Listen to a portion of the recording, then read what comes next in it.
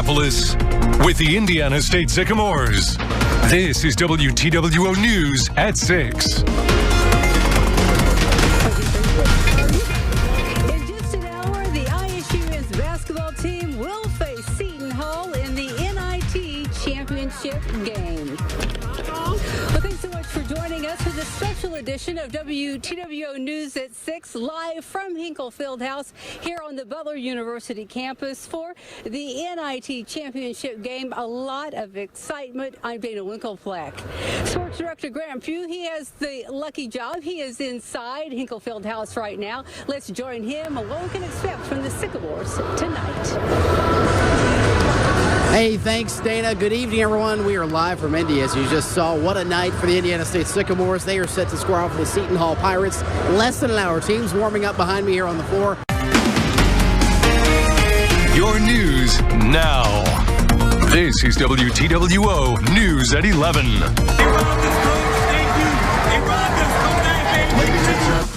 Heartbreak at Hinkle. The ISU Sycamores come up just short of a championship in the NIT. Reaction and highlights straight ahead. Thanks for watching. Heartbreak at Hinkle. The Sycamores left the court after coming oh so close to winning the NIT. Live from your breaking news leader, KKTV 11 News starts right now.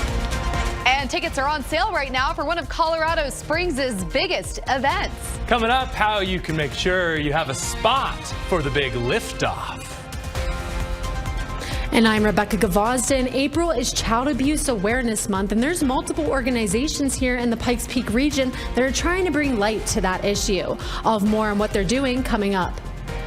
And I'm Lindsay Gruey. And coming up on Good News Friday, I'm going to tell you how the kindness of strangers is helping a local boy shoot for the stars.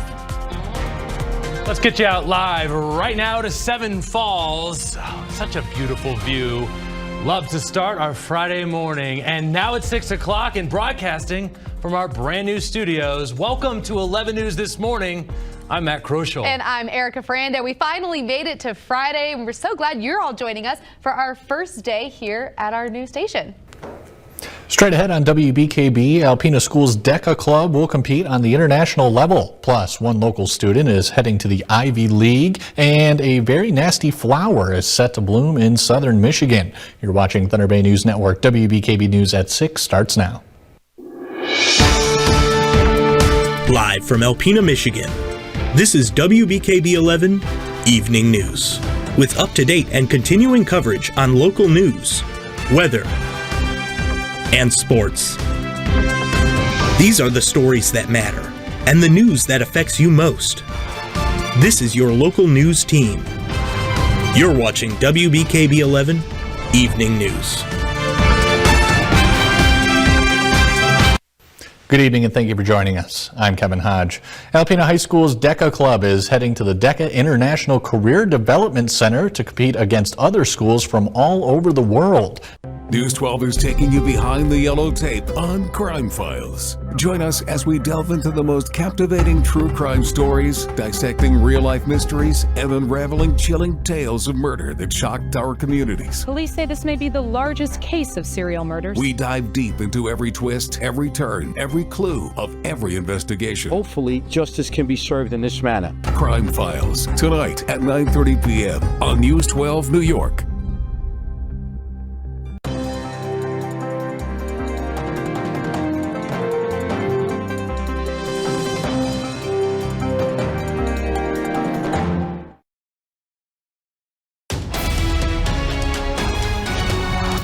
Breaking news this morning, 2 people associated with Rutgers University are at the hospital after an overnight shooting at the New Brunswick campus. News 12 New Jersey's Allie Reed is live at the scene this morning. Allie, this is so scary. What more can you tell us? Your local weather authority now featuring the Water Tower forecast on WTWO News, featuring local communities across the Wabash Valley. The Water Tower forecast is brought to you by Joink. Make the switch today. So I knew that this was a tremor, and my screen was going back and forth, my table, I heard my wife in the back go, "What's going on?" And my lamp was moving and stuff. The Northeast was all shook up this morning, as I'm sure you may have heard or even felt. A 4.8 magnitude earthquake reported out of New Jersey sent tremors all the way up here to us in the Pioneer Valley. Welcome, everyone, to Western Mass News at 4. I'm Chris Pisano.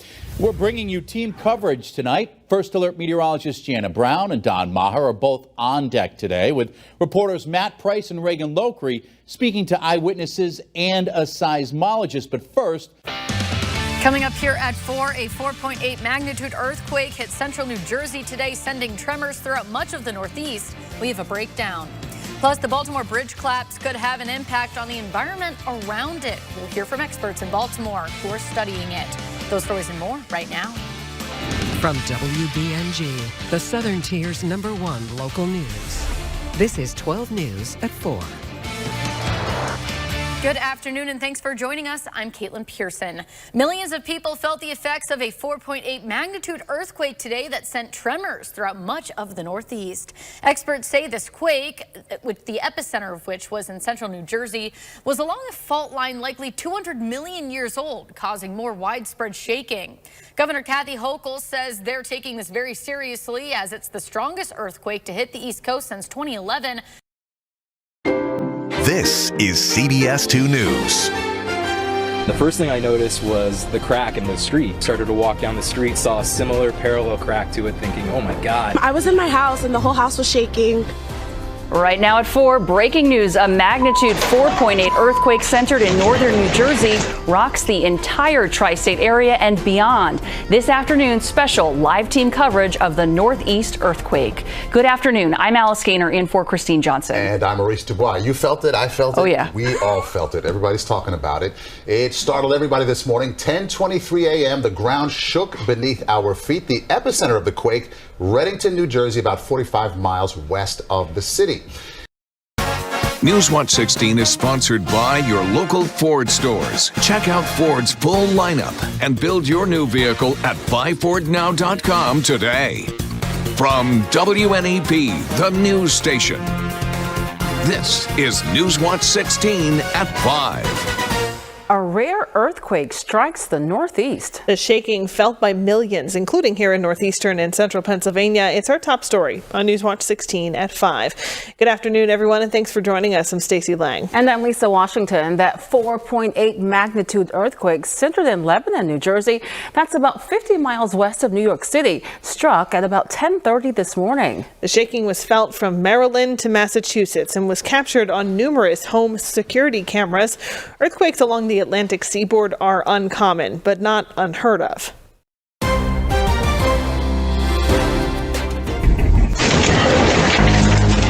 Did you feel it? Is this an earthquake? Yo! A rare earthquake rocks the East Coast, sending shockwaves through New Jersey, Pennsylvania, and beyond, rattling people and their pets. Actually coming out of the elevator of our hotel, and I kind of felt a little disoriented.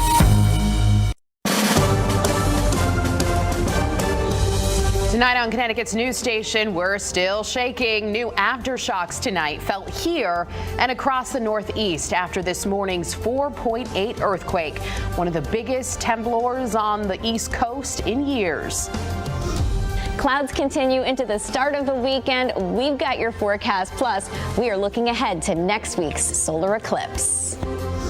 I'm Bridget Piorlo in stores where Huskies Nation is just electric in Gamble Pavilion. As you can see, every chair is filled. We're hearing from fans coming up in moments. Now at 10, this is Fox 61, Connecticut's news station. As if one earthquake wasn't enough for the tri-state area today, there have been some aftershocks, and that's where we begin tonight here at 10. Thanks for joining us. I'm Sarah Sanchez. From Boston's news leader, this is the 10 o'clock news on MeTV Boston. Rumbling and shaking. Yo! Is this an earthquake? Jumping up. I thought the house was going to blow up. An East Coast earthquake felt from Boston to D.C. and shaking everything in between. And tonight, the aftershocks felt in the aftermath of the initial earthquake. Thanks for joining us, everybody. Maria Stefanos. And I'm Ed Harding. And right now at 10 o'clock, several homes also evacuated in Newark, New Jersey. The houses have been deemed unsafe. Our John Atwater is live here in Boston. And John, that earthquake was felt by many here.